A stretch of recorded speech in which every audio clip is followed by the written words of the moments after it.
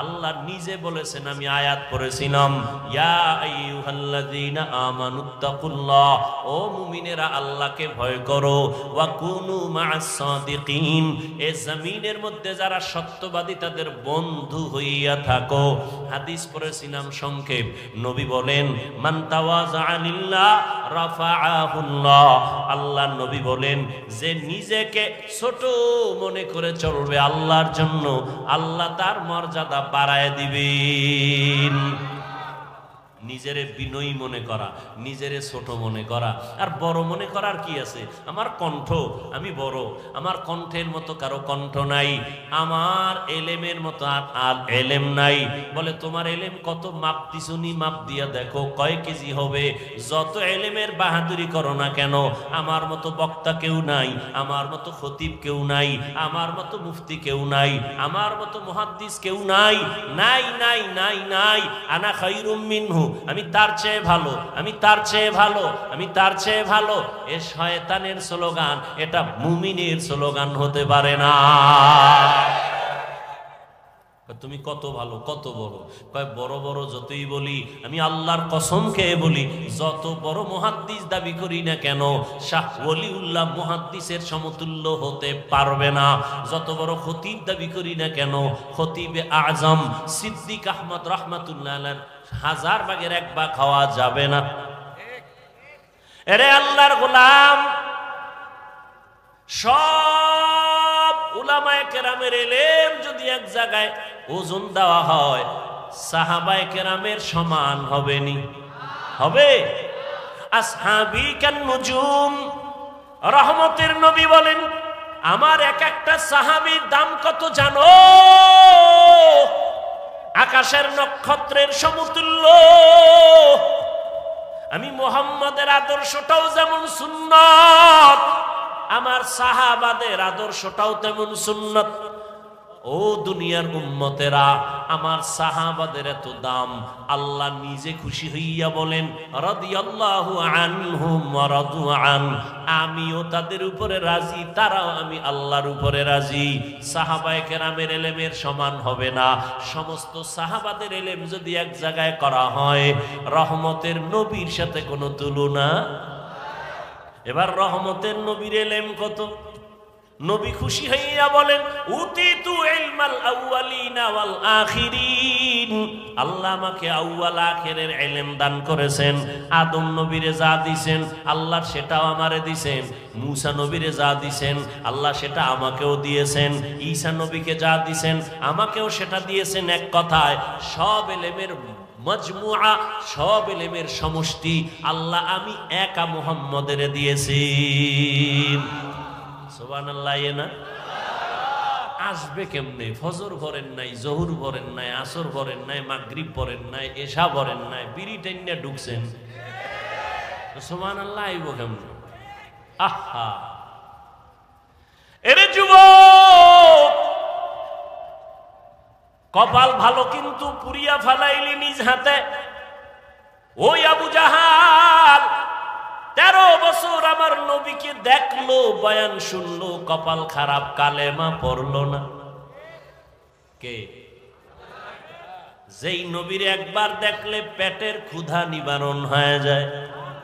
কেমন মায়ার নবী আমার, যেই নবীর ঘাম থেকে মেশকের ঘেরান পাওয়া যায়। ও গো নবীর উম্মতেরা,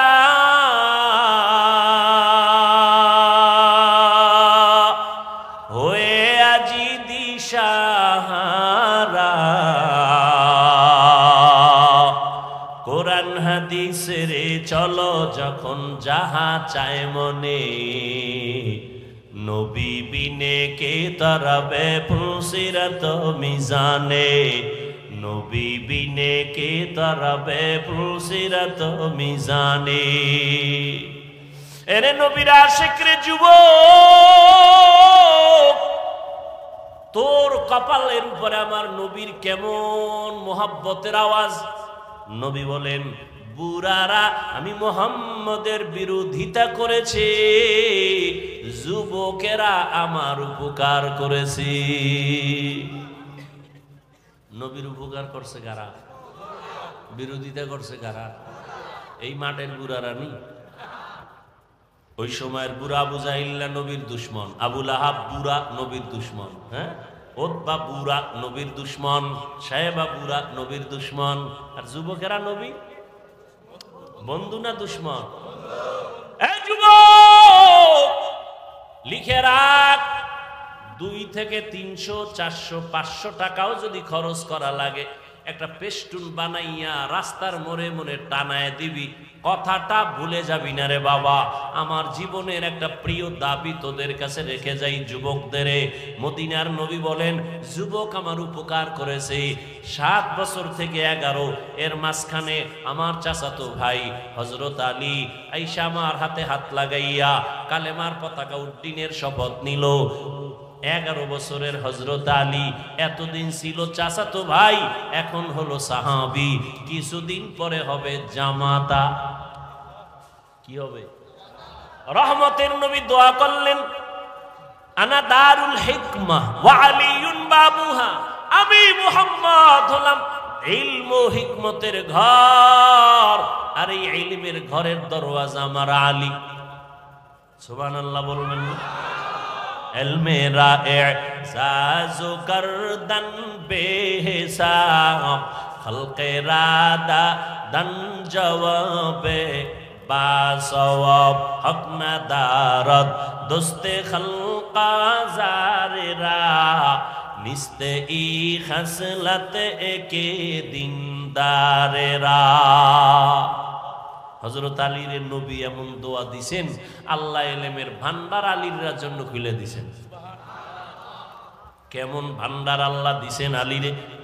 হযরত আলী বলেন, যুবক ভালো করে লিখে রাখো, অন্তরে ঢুকাও।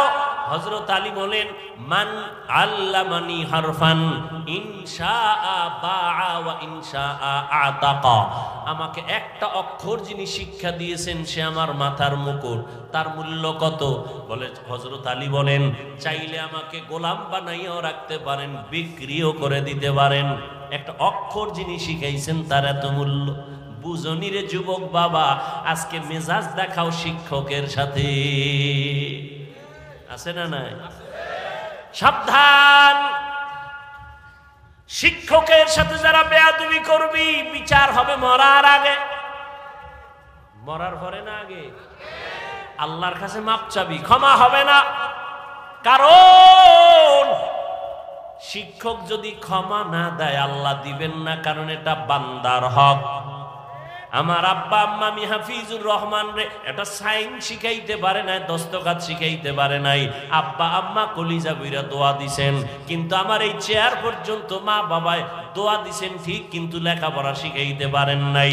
কোরআন হাদিসের কথা বলা যিনি আমারে শিখাইছেন তিনি আমার মাথার মুকুট, যিনি আমাকে মানুষ বানাইছেন তিনি আমার মাথার মুকুট। শিক্ষক উস্তাদ এর এত মূল্য, এক কথায় তিনি আমারে মানুষ বানায় দিছেন। ওই শিক্ষকের সাথে যারা বেয়াদবি করবা কারণে অকারণে, আল্লাহর কসম, আল্লাহর কসম, আল্লাহর কসম, বিচারটা মরার আগেই হবে। মরার পরে না আগে? মেজাজ দেখানোর জায়গা পাও না। মা বাবার সাথে মেজাজ, শিক্ষকের সাথে মেজাজ, আল্লাহ হেদায়াত দান করুন। আর ওজরে বলেন, লিকুল্লি শাইইন যিনাতুন ফিল ওয়ারা ওয়া যিনাতুল মারই তামামিল আদাবি। একজন আল্লাহর ওলি বলেন, প্রত্যেকটা ভালো জিনিসের সৌন্দর্য আছে। মানুষের সৌন্দর্যের নাম হলো আদব। মানুষের সৌন্দর্যের নাম কি? এই জন্য নবীর হাদিস পড়ছি, যে ব্যক্তি নিজেরে ছোট বানায় রাখে আল্লাহ তার মর্যাদা বাড়ায় দেয়, নাকি? তাহলে নবীজির এলেম কত মনে আসেনি? আরে কথা বলেন না কেন? নবী বলেন, আমাকে আউয়াল আখিরের এলেম দান করেছেন। আল্লাহ কয়, ও নবী আপনি এত খুশি, অনেক পেয়ে গেছেন। হ্যাঁ অনেক পেয়ে গেছেন, আউয়ালেরটাও পাইছি, আখেরেরটাও পাইছি, মাঝখানেরটা পাই নাই, পাইছি, সব পেয়ে গেছেন। নবী খুশি না বেজার? আল্লাহ কি কয় জানেননি? ও নবী আপনি তো মনে করেন অনেক পেয়েছেন, আপনি জানেননি আমি কি পরিমাণ দিছি? মা উতিতুম মিনাল ইলমি ইল্লা কালিলা, আমি ইলমের সাগর থেকে সামান্য একটু ইলম আপনাকে দিয়েছি। নবী কয় সব পাইছি। আল্লাহ কি কয়? আল্লাহর জবাব দেন, এর মোনাজাত দিয়ে দিই। বুঝেন এই কথাগুলো দরকার আছে না নাই? খুব বুঝেন ভালো করে। খালি আমি ভাব, এই ভাব কমান। নবী কয় সব পাইছি, আল্লাহ কি কয়? সামান্য। আমি উদাহরণ এভাবে দেই, আমার পকেটের ভিতরে 1 লক্ষ টাকার একটা বান্ডিল আছে। কত? এটা আমি জানি, আর কেউ? আমাকে একজন এসে বলে, হুজুর আমারে 1000 টাকা দেন, আমি খুব অসহায়, আমি তারে 5000 দিছি। খুশি না বেজার? চাইছে কত? পাইছে কত? খুশির ঠেলায় লাভ দিয়া লঙ্গি সিরিয়ালাইছে। খুশি। এত লাফাও কেন? অনেক পেয়েছি। চাইছো কত? 1। পাইছো কত? 5। তো অনেক পেয়েছি। আমি কই, আমার কাছে যা আছে তুমি পেয়েছো অনেক না, আমার পকেটে যেই পরিমাণ টাকা আছে সেই হিসেবে তোমাকে আমি সামান্য দিয়েছি। এলমেরা এজাজু করদন বেহিসাব, খলকেরা দান জওয়াবে বাসওয়াব। যেই নবীর কোনো তুলনা নাই, জ্ঞানের কোনো তুলনা নাই, ইলমের কোনো তুলনা নাই, তাকওয়ার কোনো তুলনা নাই, ইখলাসের কোনো তুলনা নাই, আমলের কোনো তুলনা নাই, ইহসানের কোনো তুলনা নাই। রহমতের নবী, এতটা আল্লাহ তাকে সম্মান দিলেন, এতটা মর্যাদা দিলেন। সেই নবীও বারবার মুনাজাত করে দোয়া করে, আল্লাহুম্মা জাআলনি ফি আইনি সাগীরা ওয়া ফি আইনিন নাসি কাবীরা। ও দয়ার মালিক, আমাকে তুমি ছোট বানায়া রাখো, আমার নজরে ছোট বানায়া দাও, উম্মতের নজরে মর্যাদা বাড়ায়া দাও।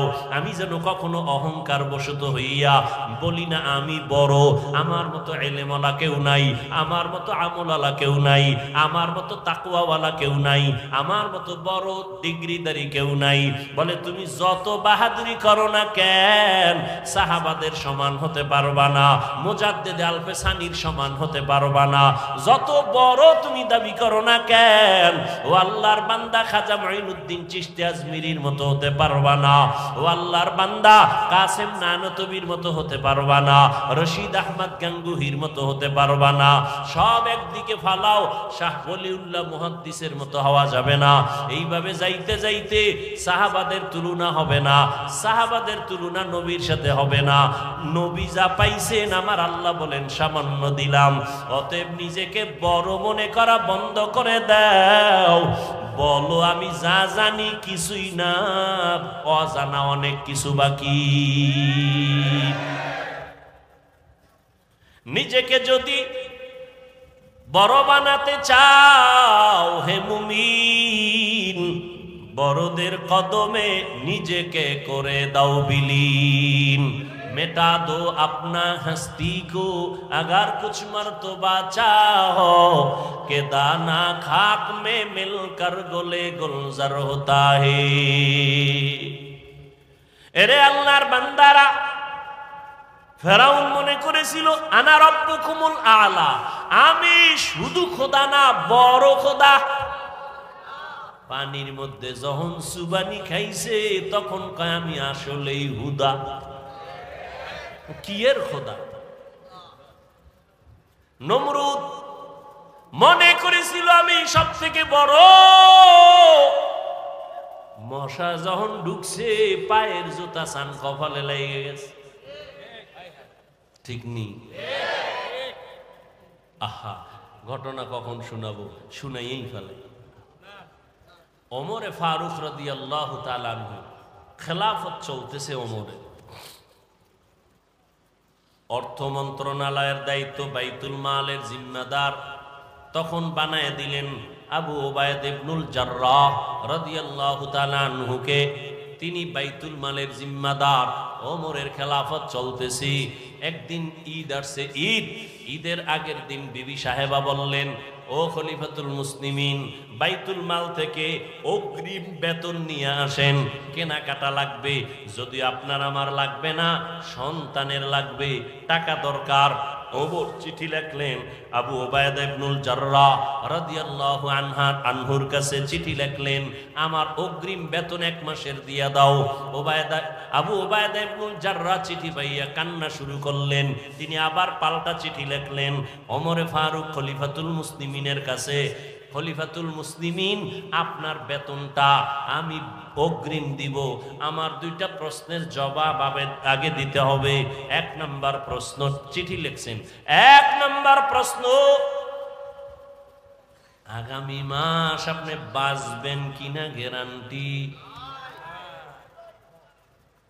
हर के दारत खौफे हक दर दिल मदाम जन्नतुल मअवा देहत उरा मकाम। আল্লাহর ভয় তাকওয়া, আল্লাহর ভয় তাকওয়া। আবু উবায়দা ইবনুল জাররাহ লিখলেন অগ্রিম 1 মাসের বেতন যে চাইলেন আমাকে জবাব দেন, আগামী 1 মাস আপনি বাঁচবেন তার গ্যারান্টি আসেনি? কথা বলেন না কেন? বুঝেন আমার কথা, বুঝেন? কয় প্রশ্ন? কয়টা করছে? দ্বিতীয় প্রশ্ন, আপনি খেলাফতে আজকে আছেন, রাষ্ট্র পরিচালনার দায়িত্বে আপনি যে আজকে আছেন, আগামী মাসে জনগণ আপনাকে রাখবেনি? কথা বুঝেন? আপনি যখন ক্ষমতায় বসে আছেন, আগামী মাস পর্যন্ত ক্ষমতায় ভাবলি আপনারে রাখবেনি না হেলিকপ্টারে ভাড়ায় দিবে? কি হায় হায় হায়, বড় কঠিন। 2 প্রশ্নের জবাব আপনি দিবেন।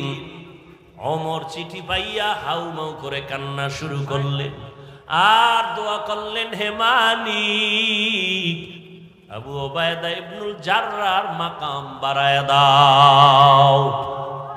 এর নাম কি? তাকওয়া।